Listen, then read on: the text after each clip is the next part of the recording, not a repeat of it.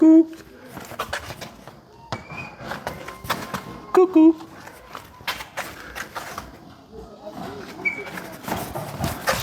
Coucou. Mais t'es donc ben beau. Hey, je pense à ça, là. Hey, je pourrais peut-être t'adopter. Oh, attends-moi une seconde, je vais aller le demander, OK?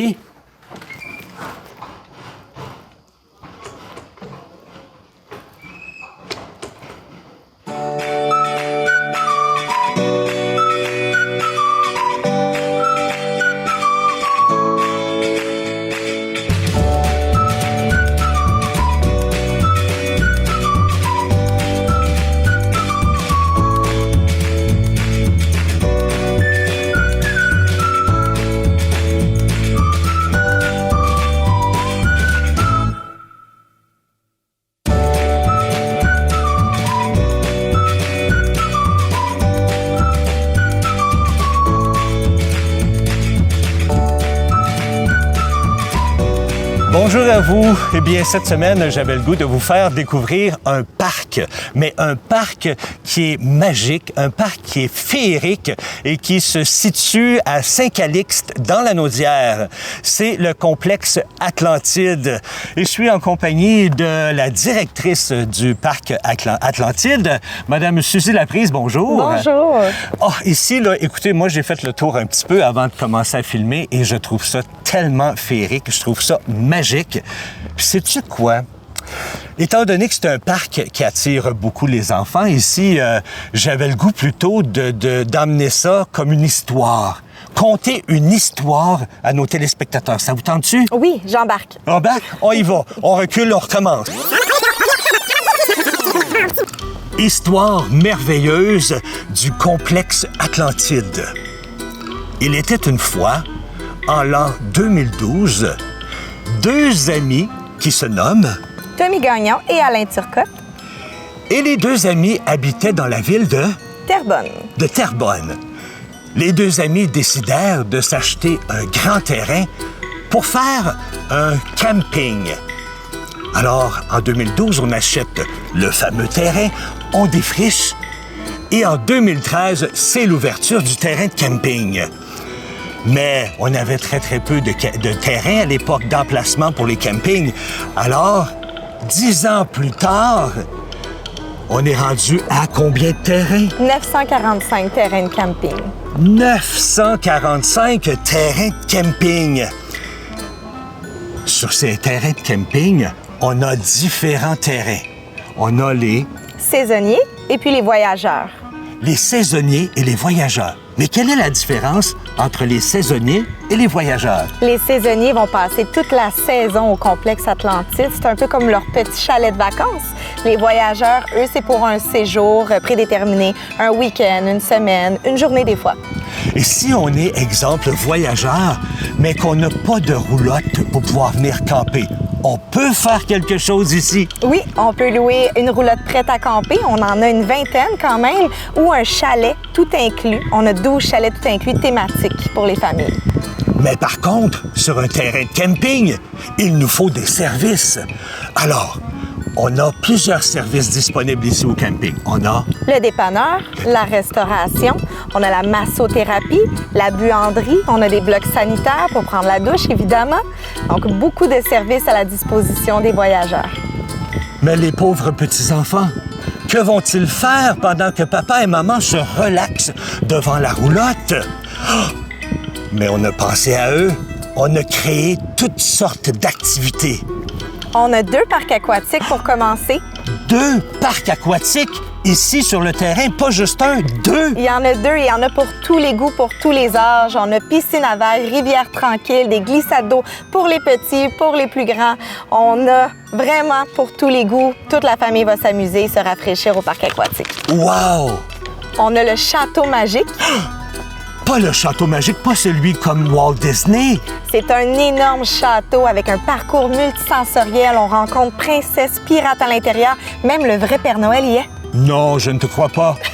Le vrai Père Noël est ici, au parc Atlantide. Il prépare Noël. Il prépare Noël, mais il n'y a pas juste le château au parc Atlantide. Non, on a aussi le manoir hanté, l'effroyable manoir hanté, un parcours de plus de 45 minutes sur 3 étages de peur. Mais c'est trop épeurant pour les jeunes enfants. Effectivement, on suggère fortement 12 ans et plus. On refuse les enfants de 6 ans et moins. C'est vraiment plus fait pour les ados puis les adultes qui aiment les sensations fortes. Mais on me dit qu'il y a le parc aérien ici. Est-ce que c'est bon pour les petits? Oui, les petits peuvent s'amuser dans le parcours aérien. Qu'est-ce qu'il y a dans le parcours aérien? C'est plusieurs défis, des challenges accrochés avec des poulies. Donc, on passe à travers un gros parcours sur 3 étages aussi. Donc, les jeunes vont avoir un beau défi dans le parcours. C'est pas tout. Non, on a un parc de plus de 30 jeux gonflables ici pour les jeunes. Ça, c'est le fun. 30 jeux gonflables? Oui. Wow! Mais il y a plein d'autres activités aussi à tous les coins de rue. Oui, on a plusieurs modules de jeux pour les enfants, tous différents. On en a aussi à l'intérieur. Oh, quelle belle histoire! Mais pour les papas et les mamans, est-ce qu'on a pensé à eux? Bien, les parents aussi vont pouvoir s'amuser, se baigner, faire les glissades d'eau, aller dans le manoir hanté, visiter le château magique, le Père Noël aussi. Quand on revient ici au complexe Atlantide, pas parce qu'on est un adulte qu'on peut plus s'amuser, on retourne à l'enfance. Il faut garder son cœur d'enfant. Oh, c'est une belle histoire! Mais il y a les papas et les mamans qui sont très sportifs aussi. Est-ce qu'ils vont s'ennuyer au parc? Non, on a tous les terrains sportifs inimaginables. On parle d'un terrain de tennis, d'un terrain de mini-pot. On a aussi le volleyball, le soccer, baseball. On a un skatepark, BMX. On a basketball. Honnêtement, on peut pas s'ennuyer. Suzy, moi, j'ai le goût de rentrer dans mon livre d'histoire et d'aller visiter chacune de ces activités. Est-ce qu'on y va? On peut y aller. On y va. Mais par contre, avant de rentrer dans l'histoire, je dois me mettre dans la peau du personnage et faire ressortir mon cœur d'enfant.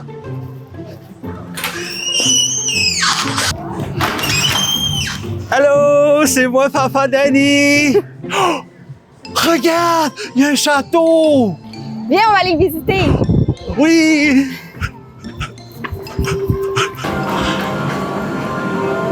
Bonjour, madame! Bonjour, Vous êtes qui? je m'appelle Talia et je suis la princesse des océans. Oh, on est dans l'océan ici? Oui, exactement. Est-ce que c'est ton royaume? Oui. Oh, c'est beau! Mais comment ça se Merci. fait que je suis capable de respirer? C'est parce qu'avec mes pouvoirs, je tasse l'océan pour que les gens puissent être bien respirer dans l'océan lorsqu'ils viennent me visiter. Oh, tu es belle, madame! Merci. Bye! Bye.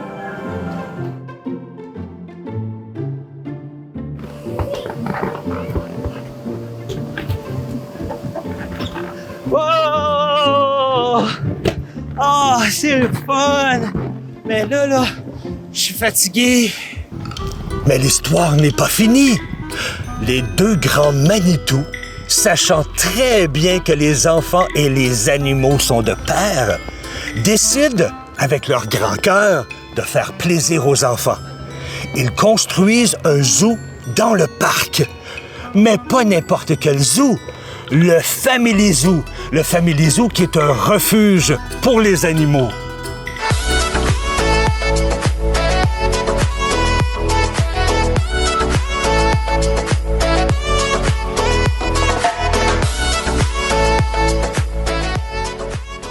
Je suis en compagnie de Jade Lessard, qui est biologiste et aussi gestionnaire ici au Family Zoo. Bonjour. Bonjour. Jade, dis-moi, c'est toi qui s'occupe du zoo. Combien d'animaux qu'on a ici environ? On a environ 350 animaux. 350 animaux. Quel genre d'animaux qu'on a au Family Zoo? Les espèces, ça varie vraiment. Là, on a autant des lapins, des moutons que des lions, des loups, des singes. On a environ 90 espèces. 90 espèces. Oui. Le zoo il est ouvert ici depuis quand, à peu près? On a ouvert en juin 2019, donc ça a fait 4 ans. Ça fait 4 ans. Oui. Est-ce que j'ai bien compris, à un moment donné, on dit que le zoo ici, c'est plus un refuge qu'un zoo? Oui. Nous, on se définit tout le temps comme étant un refuge zoo. Refuge parce qu'on a des animaux de la faune qu'on ne voit pas, qui ne sont pas visibles au public, des ratons laveurs, moufettes, renards, marmottes, qui ont soit orphelins, soit blessés. Dans ce temps-là, on en prend soin jusqu'à temps qu'ils soient prêts à retourner en nature. Donc, soit qu'on a des soins à donner, des antibiotiques ou une chirurgie, ou soit qu'on a un sevrage à faire, donc le lait puis l'apprentissage de retourner en nature. Donc, dans ce temps-là, on les retourne en nature. OK. Mais on a aussi des animaux de zoo comme des naissances de d'autres zoos ou des zoos qui ont fermé, des cirques qui ont fermé. On a des saisies d'animaux aussi. Donc, dans ce temps-là, ces animaux-là, on ne peut pas les remettre en nature. Ils deviennent pensionnaires ici. OK, fait que c'est vous qui les gardez. Oui, dans ce temps-là, on les garde. Et est-ce que le gouvernement aide ici aussi à s'occuper de ces animaux-là? Non, on n'a pas de subvention. Pour ce qui est du Family Zoo, là, on n'a pas de subvention pour l'instant. On a fait une fondation qui est la fondation du Family Zoo, fait qu'on essaie d'aller chercher des fonds avec ça, mais pour l'instant, on n'a pas de subvention. OK. Dites-moi combien de personnes travaillent ici au zoo présentement? Par jour, on est environ 8, mais en tout d'employés qui s'occupent que des animaux, on est une vingtaine. Une vingtaine de personnes. Oui. J'imagine, avec les animaux, vous devez travailler à l'année. C'est pas saisonnier, ça, ici? Oui, hein? effectivement. Là, on a des étudiants qui viennent plus pour l'été, mais nous, on est ouvert à l'année. Dans le fond, les animaux ont besoin qu'on s'occupe d'eux à l'année. Là. On a besoin de les nourrir puis de nettoyer leur enclos tous les jours. Donc, tant qu'à venir s'en occuper, bien, on est ouvert. Donc, on est ouvert au public 365 jours par année. En tant que biologiste et gestionnaire, avez-vous des fois à entrer dans les enclos vous-même là, pour aller voir les animaux? Oui, donc moi puis certains autres employés là, qu'on travaille ici depuis longtemps, on a accès à beaucoup d'enclos.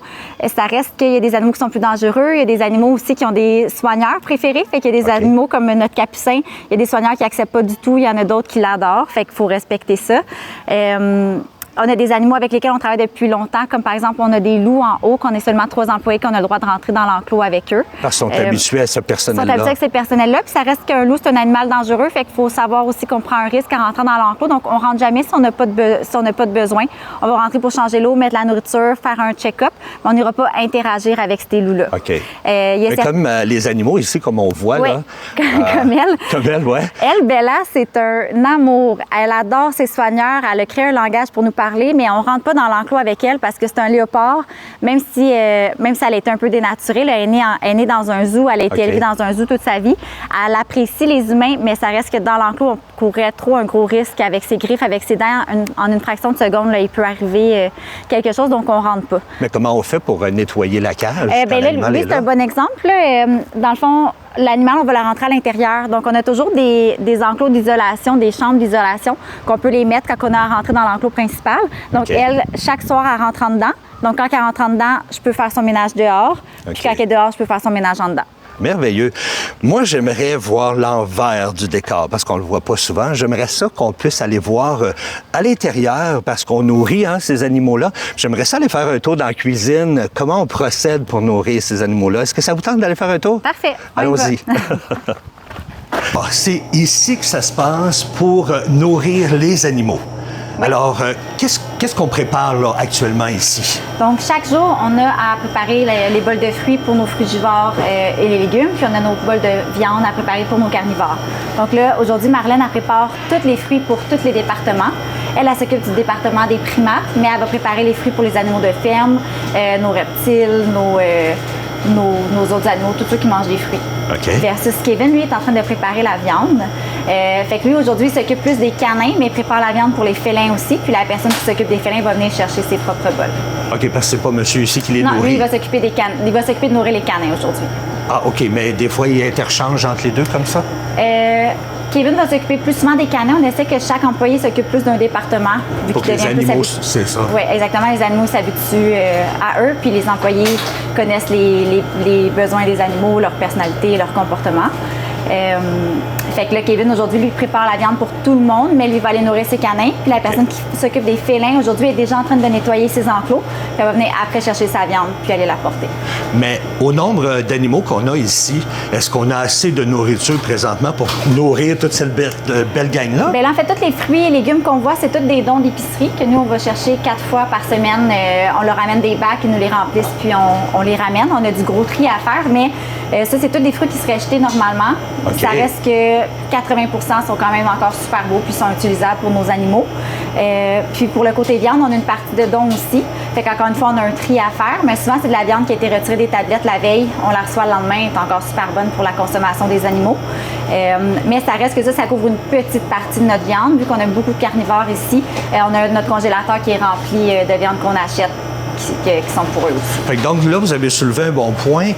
Ce n'est pas juste vous ici qui payez pour cette nourriture-là. Vous avez des dons en nourriture? Oui, exactement. C'est ça, c'est des dons des épiceries. les dons des épiceries. Oui. Est-ce que vous avez à dépenser un certain montant pour payer pour ces animaux-là? Oui, dans le fond, tout ce qui est dans notre congélateur, c'est tout acheté, puis ça coûte une fortune à nourrir. Là. Pour l'instant, notre plus gros financement, c'est les gens qui viennent nous visiter. Wow! Ben merci beaucoup, puis je souhaite bon travail à tout le monde. Merci. Puis merci beaucoup, Jade, puis au plaisir de vous rencontrer de nouveau. Merci. À la prochaine. Mais quelle tristesse! Les mamans et les papas qui ne sont pas adeptes du camping ne peuvent donc pas venir s'amuser ici. Bien au contraire, ils peuvent passer la journée à s'amuser s'ils veulent. Mais s'ils veulent passer plus d'une journée, On a l'hôtel, la grande nouveauté du complexe Atlantide. pas le fameux hôtel. Oui, l'hôtel de la Cité perdue. L'hôtel de la Cité perdue. C'est Tommy et Alain qui, encore une fois, ont décidé, en l'an 2022, de construire un hôtel. L'hôtel fut bâti et ouvrit ses portes à l'été 2023. Mais il fallait que cet hôtel soit spécial, se disent-ils. Ils décidèrent donc de construire cet hôtel directement dans la cage aux lions. Mais qu'est-ce que ça veut dire, directement dans la cage aux lions? C'est qu'en fait, tout autour de l'hôtel se trouvent environ 22 lions. Donc, c'est possible de voir des lions à travers sa chambre. C'est incroyable. Wow! Est-ce que tu dirais qu'on y allait visiter l'hôtel? Oui, allons-y. Allons-y. Wow! Quel bel hôtel! Oui, en entrant à droite, on a le beau salon pour se reposer avec beaucoup de décors, c'est féerique. On voit des arbres de plusieurs couleurs, on voit le beau foyer aussi à l'entrée et on voit le grand arbre parlant, magique pour les enfants. De chaque côté, il y a les belles fenêtres où on peut apercevoir nos lions qui proviennent du refuge Le Family Zoo. Et si on continue vers la gauche, on a la salle d'entraînement, on a la salle d'arcade pour les enfants, on a la piscine intérieure suivie du bureau d'accueil et de la belle boutique souvenirs. Allons faire un tour un petit peu plus loin. Je crois qu'on a le restaurant. Oh, quel beau restaurant! Regardez ça! C'est un restaurant thématique fait pour les familles. On parle d'un spectacle multisensoriel avec des décors impressionnants. On a vraiment l'impression de manger dans une jungle entourée d'animaux qui bougent. Avec les bruits, on s'y croit vraiment. Et vers la gauche, on a aussi le bateau. Oui, on a vraiment l'impression de manger à l'intérieur d'un bateau. Faudrait pas pogner le mal de mer. Non, je ne crois pas. Hey, juste à voir, j'ai faim. J'ai faim. Oui, ça donne faim. On a de la nourriture pour tous les goûts, vraiment pour les familles. C'est super abordable. Et les chambres aussi, j'imagine qu'il y a une certaine thématique à l'intérieur. Oui, c'est vraiment des chambres familiales, sont très grandes, très spacieuses. On rappelle la thématique de la jungle à l'intérieur. On a une cabane pour les enfants, pour ceux qui préfèrent les chambres familiales. On a aussi des chambres 2 lits king pour soit 2 couples ou des familles avec des enfants un petit peu plus âgés. Donc, on a vraiment pour tous les goûts avec les familles.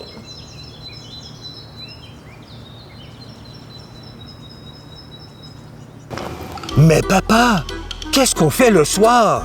Demande le petit garçon à son père. Tommy et Alain s'étaient aussi posé la question. On va offrir des spectacles, se disent-ils. Mais pas juste un, plusieurs spectacles qui sont offerts aux campeurs et aux gens qui veulent juste venir voir le spectacle, en échange de quelques sous, bien sûr. Et cette année, en l'an 2023, on a offert comme spectacle. On a eu plusieurs spectacles. On a eu des chansonniers, on a eu des spectacles pour faire danser, chanter nos campeurs, nos voyageurs, nos journaliers, suivis de magnifiques feux d'artifice. Il y a beaucoup de choses à faire ici pour les enfants, les mamans et les papas dans ce gigantesque parc d'attractions. Alors, si comme moi, tu as le goût de t'amuser, alors demande à papa et à maman de venir ici l'an prochain, durant tes vacances d'été. Je suis sûr que tu vas beaucoup aimer. Fin de l'histoire. Oh, quelle belle histoire! Eh bien, on se croirait quasiment au parc de Walt Disney.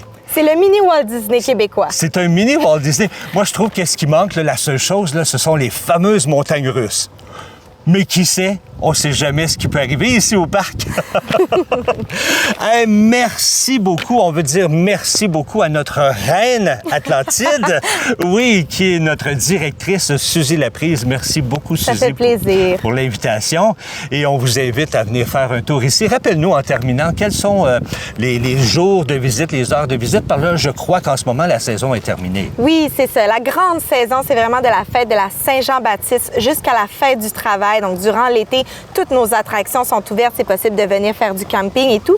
Mais à l'année, on a le Family Zoo qui est ouvert annuellement. L'hiver, les animaux adorent aussi la neige. On a l'hôtel de la Cité perdue qui est ouverte à l'année, 83 chambres avec vue sur les lions. Et vous avez votre site Internet? Oui, le complexeatlantide.com. Ah, merveilleux. Ne manquez pas ça. Venez faire un tour. Je vous le garantis, vous allez passer une très belle saison ou encore une très belle journée si vous venez pour la journée. C'était Danny Bérubé. Je vous souhaite une excellente journée. À la prochaine. Bye-bye.